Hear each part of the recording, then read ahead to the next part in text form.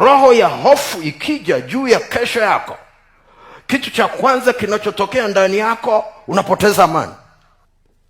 Na ukishapoteza amani, angalia kimebebwa kitu gani ndani ya amani? Tumaini. Na tumaini linapotea, huioni tena kesho yako. Ukishapoteza kesho yako na tumaini lile la Mungu aliloliweka, ujue tayari shetani amekukamata kwenye fikra. Unatembea nje ya kitu Mungu alichotaka. Na ndio maana lazima uende mbele za Bwana haraka, ili uweze kujua. Maana tayari ile silaha inayokuja kimkakati hukuiona. Watu wengi sana wanafikiri ile roho ya kukuogopesha inakuja kukuogopesha. Roho ya hofu inakuja kukunyang'anya uwezo wa kufanya maamuzi ili upate kupotea.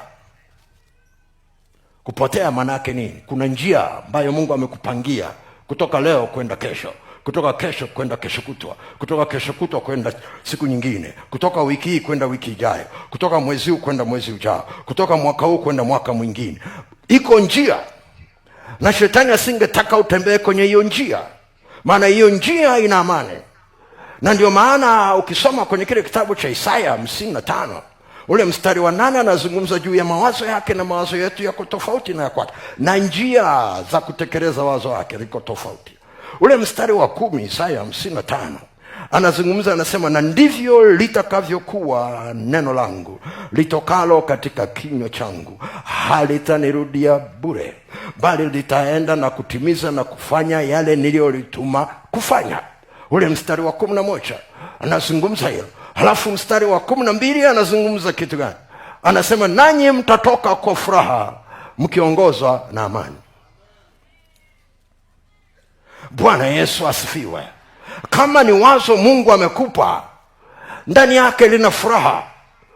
Hata kama mbele yake unaona ni gumu, hata kama kwa jinsi ya kibinadamu huna uwezo, hata kwa jinsi ya kibinadamu unaona hapa naweza nisipite, lakini kama ni Mungu kakusemesha,